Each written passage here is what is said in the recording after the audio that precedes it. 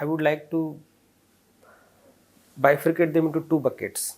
One is of course around trade facilitation, and then second is around dispute resolution.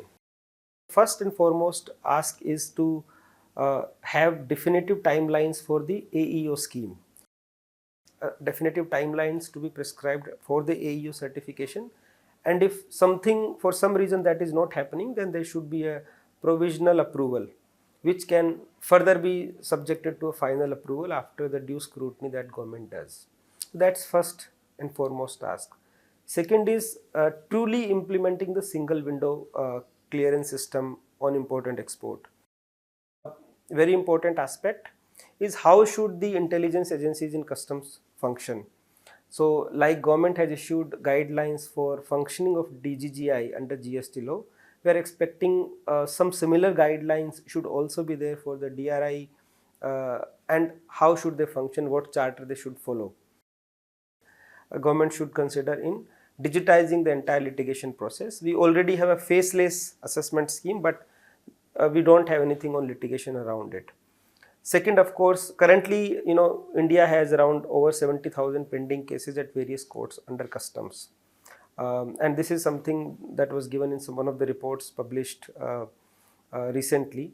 And in excise and service tax and also in income tax, government has issued guidelines for dispute resolution scheme. We also expect similar thing can happen under customs as well, so that any company which does not want to carry any legacy disputes, they can simply opt for the scheme and then clear their past.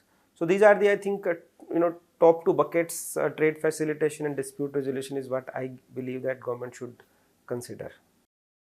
Last 3 years it has been the ask of the industry, and this time we are expecting that when the FM talks about the overall customs revamp or customs rate rationalization, I think there will be one scheme in the form of a dispute resolution scheme in order to settle the past disputes. Second thing which we are expecting in the customs is, just like GST rate rationalization, multiple slabs got eliminated. Even in customs today, there are around 8 slabs. We are expecting around, it should come in between somewhere 4 to 5 slabs. That's what our expectation is. The focus of the finance minister on indirect taxes seems to be customs. So couple of things. One is currently we have about 8 sort of tariff slabs, and FM, I think in her various interviews has indicated that they would want to rationalize these tariff slabs because as an importer, as many slabs like 8 complicates the overall structure and classification and disputes related to what is the appropriate rate of customs duty. So I think that is something that will likely come up in the budget, where they may rationalize these 8 odd slabs to about 4 slabs, 4 customs duty slabs. So that is one. Also, I think the government may look at reducing customs duty on key raw materials, which incentivizes Make in India.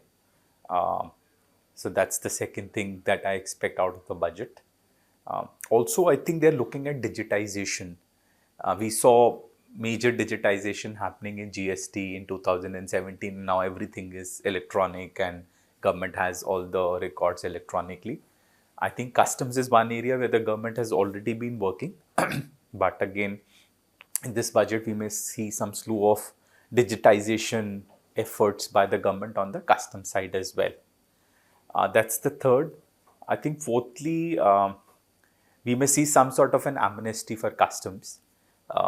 As you are aware, all the other taxes, whether it is income tax, excise, service tax, GST, we've had amnesty schemes.